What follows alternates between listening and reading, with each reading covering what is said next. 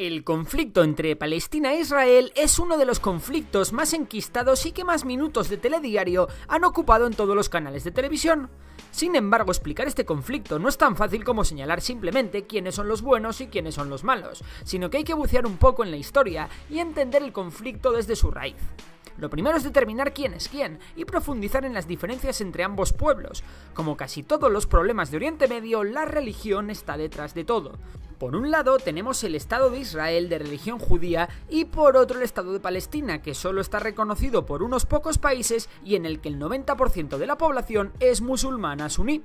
Partamos de una base. Tanto israelíes como palestinos reclaman su derecho histórico a habitar las tierras de lo que hoy en día es Israel. Los israelitas dicen que son descendientes del antiguo pueblo hebreo y que Israel es su tierra prometida, mientras que los palestinos se consideran descendientes de los filisteos, un pueblo que lleva en la zona más de 3000 años. Sin embargo, quien tiene el derecho histórico a habitar estas tierras no tiene mucha importancia a día de hoy. Tenemos que acercarnos más en el tiempo para conocer los orígenes del Estado de Israel y cómo éste se ha hecho fuerte en la zona.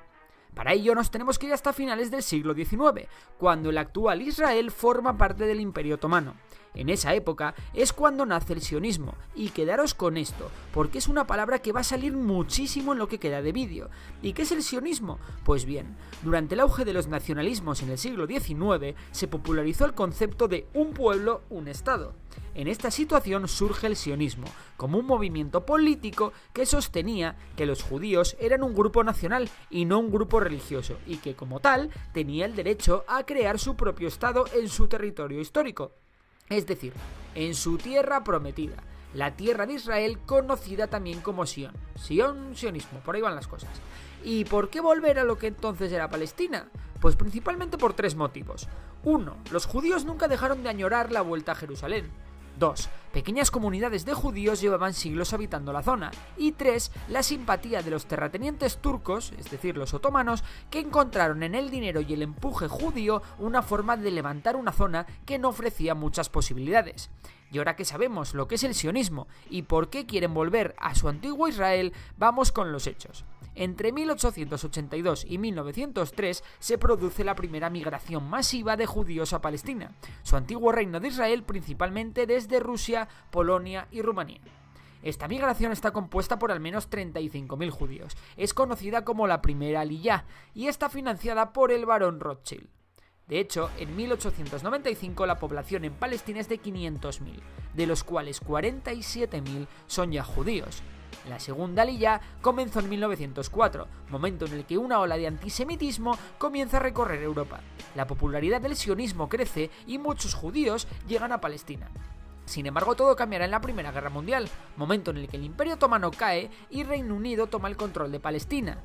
En el periodo entre guerras, con el beneplácito inglés, la migración judía a Palestina continúa creciendo a un ritmo bestial, por culpa del antisemitismo europeo que alcanza su culmen en el auge de los fascismos en Europa.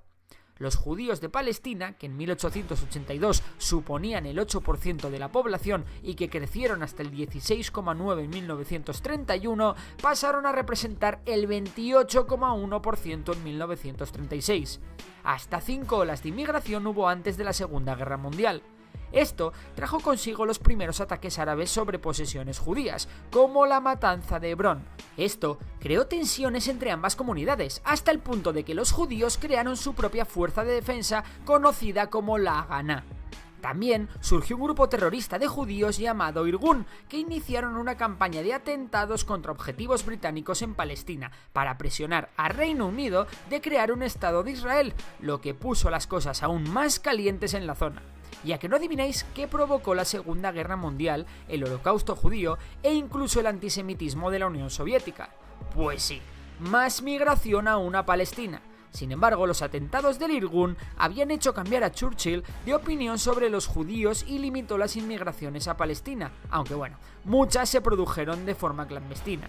Acabada la guerra en 1946, un atentado del Irgun contra la comandancia británica en Palestina situada en el Hotel Rey David causó 92 muertos, y esto fue la gota que colmó el vaso. Reino Unido, cansada tras la guerra de violencia y conflictos ajenos, se retiró de Palestina al año siguiente. La recién creada ONU aprobó un plan que dividía a Palestina en dos estados, dando a los árabes y a los judíos una extensión similar de terreno. El 14 de mayo de 1948, el Estado de Israel fue proclamado en el territorio otorgado por el plan de la ONU, aboliendo como primera medida las leyes antimigratorias británicas que impedían desde hacía años la entrada legal de nuevos judíos a Palestina. ¿Y qué hicieron los árabes?, os preguntaréis. Pues 2 días después de la independencia de Israel, los árabes palestinos, apoyados por la recién creada Liga Árabe compuesta por Egipto, Siria, Líbano, Arabia Saudí y Transjordania, declararon la guerra al recién creado Estado de Israel. Sin embargo, los judíos estaban mejor organizados de lo que los árabes creían y formaron las llamadas Fuerzas de Defensa de Israel, las IDF, que aún hoy en día son las Fuerzas Armadas de Israel.